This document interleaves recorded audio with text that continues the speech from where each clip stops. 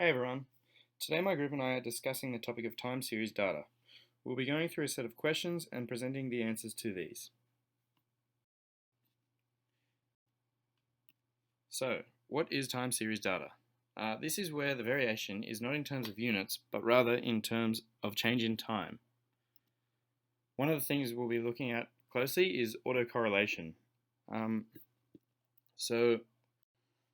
Autocorrelation is essentially the similarity between observations as a function of the errors between them.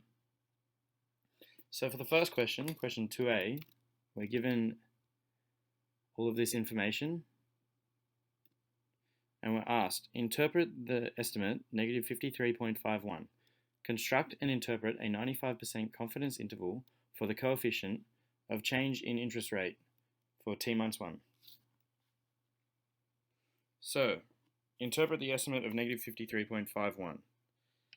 This value represents that if there is a change in the interest rate, how many new houses will be sold. But this is a 1 period delay multiplier. This number represents a change of number of houses sold for the next period to the current period, which would be 0. So now we have to construct for the 95% confidence interval.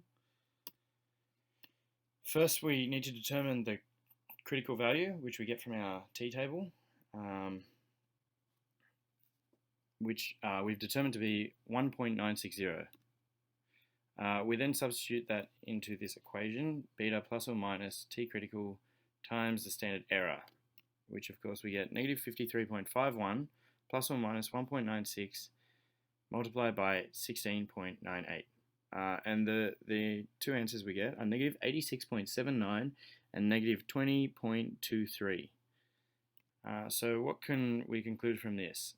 For every change in the interest rate at the 95% confidence level, the change on houses sold lies within the range of negative 86.79 and negative 20.23.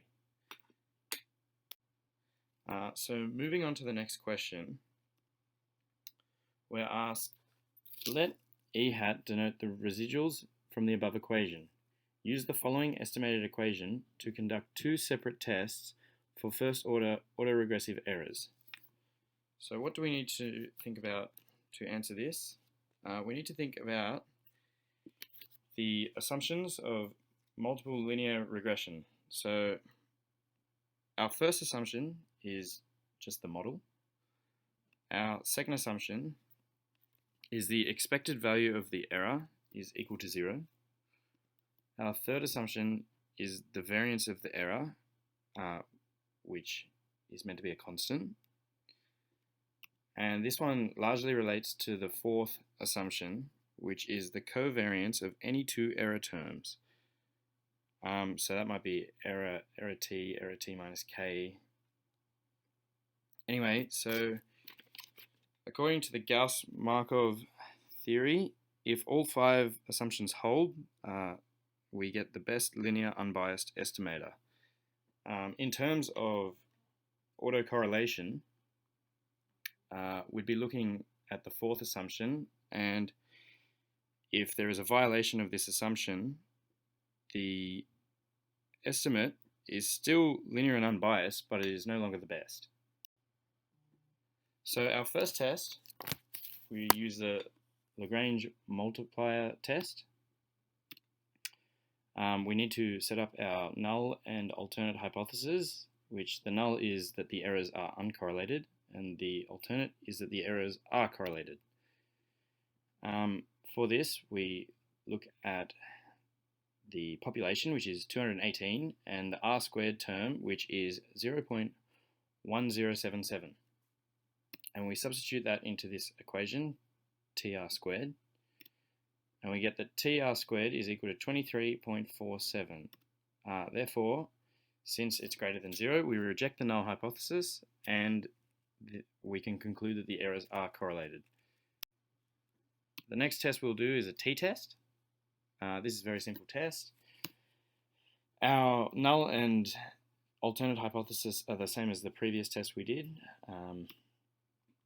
And our rejection regions, if t is greater than the t critical value, we reject the null hypothesis, and if the t critical value is greater than our absolute t, we'll fail to reject the null hypothesis. So we have to substitute in t equals 218, and from our t table we use the t critical value of 1.96, and since t is greater than the t critical, we reject the null hypothesis. Therefore we can conclude that the errors are correlated and that the estimate is no longer the best. Question 2c, we are given the same information and we are asked to construct a 95% confidence interval for the coefficient of the change in interest rate and comment on the effect of ignoring autocorrelation on inferences about this coefficient. So, similarly to question A, our first step is to find the t critical value, which in this case again is 1.960.